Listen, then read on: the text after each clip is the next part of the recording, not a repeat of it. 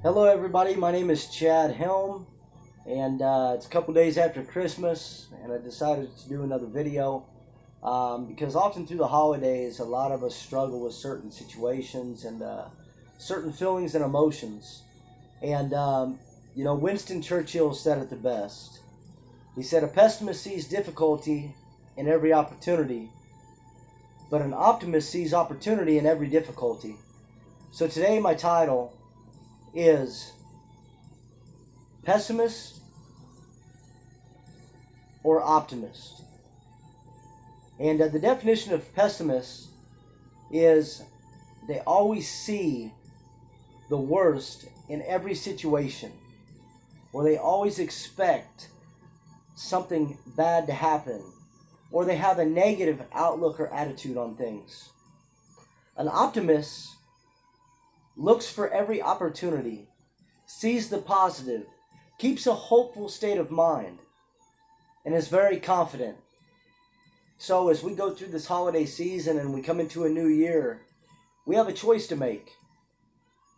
Are we going to be a pessimist or are we going to be an optimist?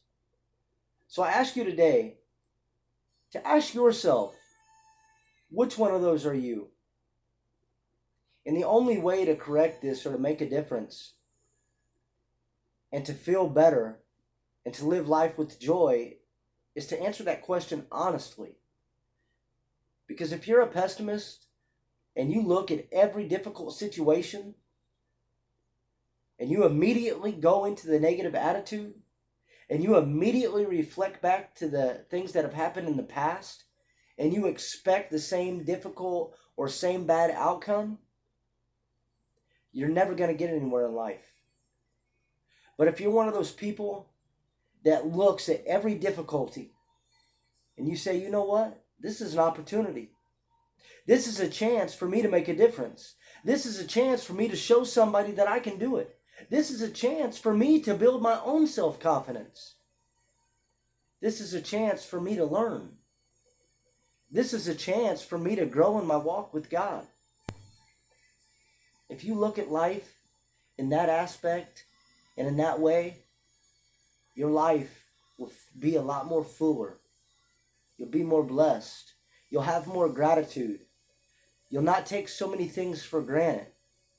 You'll have an appreciation about life to where you look forward getting up each and every day. So, as you went through today, what difficult situations arose? What challenges came your way? And then what did you choose to do in that challenge or in that difficult time? For a big part of my life, I always stayed in the problem. I never went to the solution. And I always couldn't figure out why people didn't like me, why people didn't want me around, why things weren't working out for me. Poor woe me. But then it came a point in time in my life to where my freedom was physically taken from me. To where I had nothing but time to reflect on Chad's life, on Chad's actions, on Chad's thoughts, on Chad's beliefs, on Chad's character defects. And I learned that I was a very negative person. Something was always wrong. I always had to complain about something. Who wants to be around someone who's always negative, who always has something wrong with them, who's a hypochondriac, who complains about everything? No one. Unless it's another miserable person. So if you're miserable, and you're a complainer, and you're a crier, and you're a whiner, I challenge you to rise above whatever obstacle is in your way and realize that you can be an optimist, that there is opportunity in every difficulty that you're facing, that God has not given you a challenge that is too big for you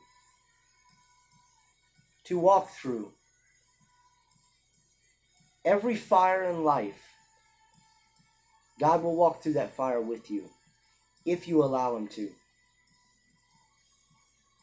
Every situation that happens to us It's just a stepping stone to get us where God has called us to be. Every situation in your life is an opportunity to grow and to become better and to become more confident in you. Today, I have more friends than I can count on my hands, or honestly that I can keep up with. And it's a great feeling to know that people love me because I'm finally being who I really am. So if you're one of those people today that struggle, that feel like an outcast, that are alone, maybe you need to take a look at yourself. Maybe you need to look deep down inside yourself and see what's causing people to not want to be around you, or what's causing you to not be around other people. And a big part of that, after doing some reading and studying and stuff like that, I've came to the understanding and the realization that most of the time, if we're an introvert or we're an outcast, or we don't feel comfortable around people, or we don't know how to fit in, it's not because there's something wrong with other people. It's something inside of us. There's an insecurity or a low self-esteem or a lack of confidence within inside yourself that holds you hostage and that doesn't allow you to mingle and to interact with other people.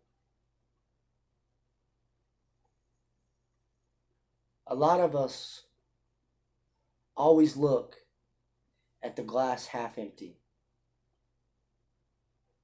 Only about 10% of us, maybe even less than that, look at the glass half full. Which one of those are you? Today, and yes, I said today, not tomorrow, not the next day, because procrastination is a form of fear. And sometimes we fear believing in ourselves, or we fear success, or we fear that people may actually like us for who we are.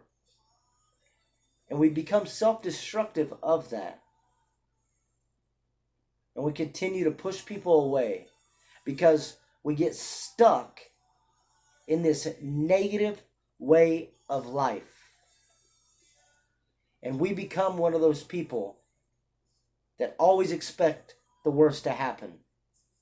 But the moment that you start living in God's grace and your life by faith, you will develop an inner peace and a hope that surpasses all understanding.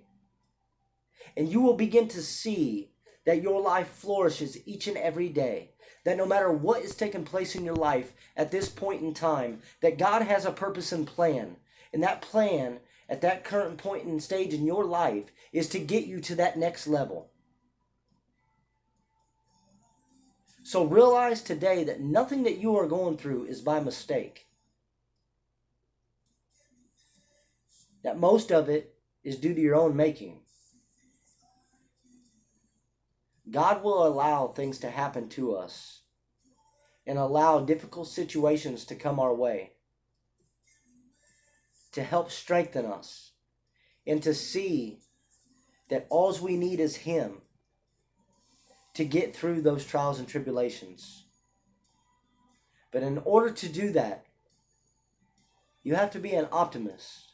You have to have faith. And in having faith, you'll develop a hope. And then you'll develop confidence. And then your belief process starts to change. You start becoming positive. You start becoming obedient. You start becoming disciplined. You start believing in you. Which is what God wants. Not one of us is a mistake. Not one of us is a flaw in God's eyes. Because no matter what we have done, God always forgives us. So no matter what bad choices you have made in the past, what negative behaviors you've had, God doesn't look at that, and neither should you. Focus on your life today. Focus on what changes that you can make today. And do what you can to become the best version of you. And trust and believe when I say, if you become an optimist, and you become hopeful, and you believe the positive in every situation, positive things will happen if you're doing the right things as well. We can't only talk the talk. We've got to talk the talk and walk the walk. Life and death is in the power of the tongue. And as I spoke in my last video, an apology without change is only manipulation. And only if we can be as strong as our strongest excuse. So today, before I close this video, I challenge you to rise above that pessimist state and to become the optimist, to become the victor, to become the person who succeeds, to become the person who does not fear the unknown, but then embraces the unknown. The person who does not fear owning up to the mistakes that they have made, but owning the mistakes that you have made and becoming the best version of you by learning from the mistakes. Without failure, there's no perfection.